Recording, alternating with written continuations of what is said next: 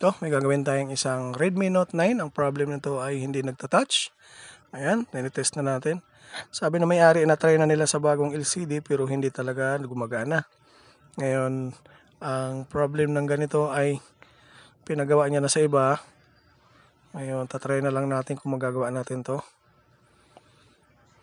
Galing na sa ibang manggagawa. Subukan na lang natin. Ayan, ginalaw na yung sa CPU niya.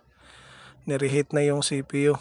So kadalasan pag mga ganitong unit, pag selyado talaga, kasi walang walang driver sa touch IC, rekta kaagad sa CPU. Kaya ang gagawin natin, yung CPU na kaagad yung aangat natin para dito natin malaman kung mapapagana natin. Dahil may gumalaw na nito, ininit lang ng ininit, pero hindi nila binuhat yung CPU. Ang gagawin natin ay bubuhatin natin yung CPU para gumana yung touchscreen. Ang function kasi ng touchscreen direct na dito sa CPU dahil wala itong driver. Walang driver na IC, kundi direct na sa CPU. Kaya aangat na natin yung pinaka CPU niya. Tapos i-reball natin ng panibago. So gumamit muna ako ng start ng 300 degrees sa hot air na gamit ko na quick. Ayan. 300 muna to guys para pampalambot natin dun sa glue. Ito yung procedure paano natin i-perfect ng buo yung CPU. Dahil ito ay ninit-init na rin ng iba. Ngayon idadaan natin sa tamang procedure para mapanormal natin. 300. Ayan, may magsiswitch tayo sa 350 pag uminit na talaga. Ayan, switch na tayo na 350. Ayan, 359 guys ang gamit ko. Pinainit ko lang na pinainit yung glue para mabilis siya lumambot bago tayo mag-angat ng CPU. Ayan. Naka 350 na tayo guys. Kanina 300 yung starting. Ayan, dahan-dahanin natin, iangat. Hindi natin pwede i-force yung CPU, baka magkaroon ng error. Napakiramdaman natin na dahan-dahan na siyang lumalambot bago natin iangat yung CPU. Para hindi masira yung CPU. Iingatan natin ng gusto. So, para walang masirang pinout. Yan, perfect. Yan, kompleto talaga siya guys. Walang nawala. Ito yung kanina. Ito yung sa function ng touchscreen dito. Yan yung nireheat ng ibang gumawa. Nga lang, nagkaroon na ng conflict. Nagkaroon na siya ng mga dikit-dikit na lead. So, kung mapapansin natin yung ginawa ko, walang dikit. Oh. Walang dikit siya dito.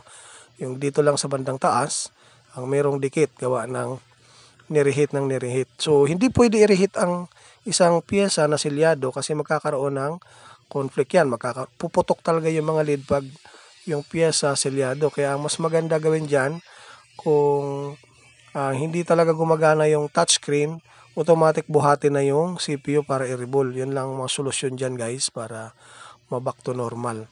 So, talaga siya, mag-work talaga siya pag na-reball na yung CPU dahil panibago na yung niya, mga paa.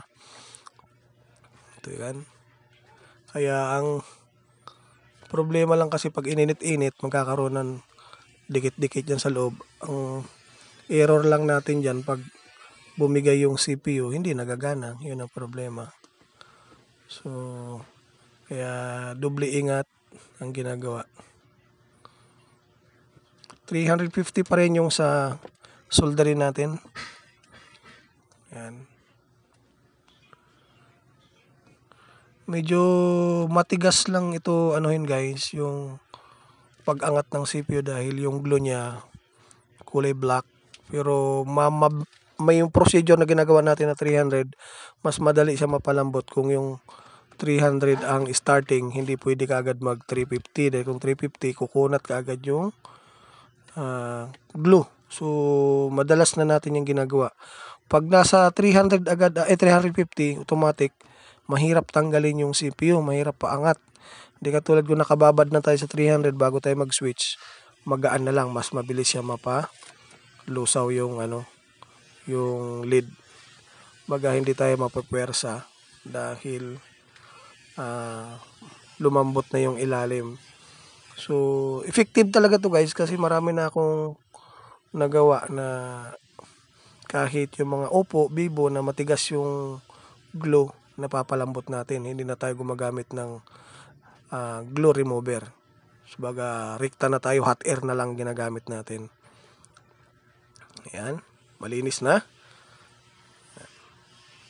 Pag nilapag natin yung CPU, ayan, magno-normal yan kasi itong area na to dito, ito, nagdikit-dikit na yan gawa ng may nag-init-init na. Dapat binuhat na lang yung CPU para para good, magagawa agad.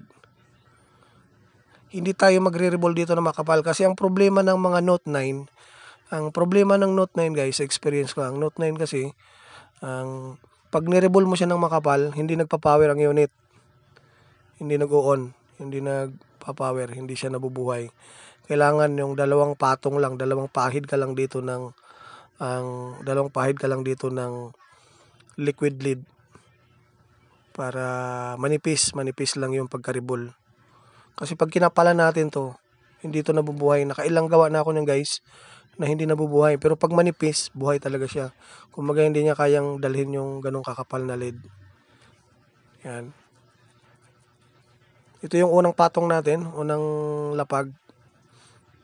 Pangalawa, papahira natin. Manipis lang para maganda yung kakalabasan. Yan, manipis lang to. Yan. Tapos lagyan natin ng flux para pantay yung laki, pantay yung sukat. Saka natin tanggalin, tapos lalagyan ulit natin ng flux. Yan. Linis muna, tapos lagyan natin ng flux.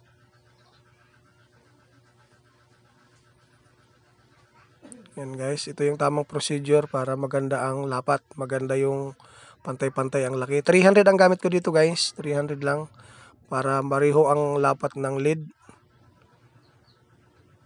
Yan, saka natin lilinisan. Yan, okay na. Tapos lapag na natin. Dito natin malalaman kung tatakbo ba yung touchscreen o hindi dahil hindi na ito gumagana. Nagpalit ng LCD, wala talaga, hindi daw talaga gumagana. So nung pinagawa niya sa ibang manggagawa, ininit-init lang. Tapos hindi talaga napagana. Ang procedure kasi ganito guys, wala kasing mga walang driver tong mga Redmi. Kadalasan rekta sa CPU. Kaya pag hindi gumana yung display, gumana yung touchscreen, automatic CPU talaga nagkakaroon ng error. So, ang option lang natin dyan ay bubuhatin, i-re-reball. Yun lang talaga. Ito lang yung solusyon para mapagana. Ayan. Konting flux lang nilagay ko dito. So, rekta na ito paglapag ng CPU, automatic 350 na kaagad na hangin ang gamit natin. Dahil wala namang glue yan, diretso-diretso na. 350 na kaagad. Huwag na kayo dumaan ng 300. Ayan. Tapos alugin natin ng kaunti yung CPU kung kumapit na siya. Kung sasayaw na. Pag sumayaw ng kaunti, ibig sabihin, kapit na yan. Ayan.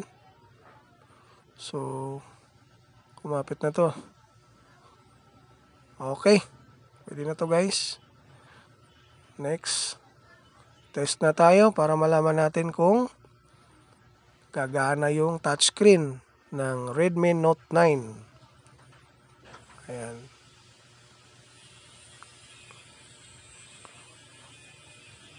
Dating sira daw nito ay naghahanghang lang, nagre-reboot. Pero tama naman yung procedure na unang gumawa. Nga lang, yung pangalawang gawa, reheat daw yung CPU kaya hindi na gumana yung touchscreen. Nagdagdag ng sira. So, silyado kasi to. Pag mga silyado talaga, dapat hindi nire-reheat, buhat agad para automatic mag-normal yung function. So, tingnan natin to kung matsambahan ba natin, mapagana ba natin yung hindi gumagana na touchscreen. I hope na mapagana natin guys.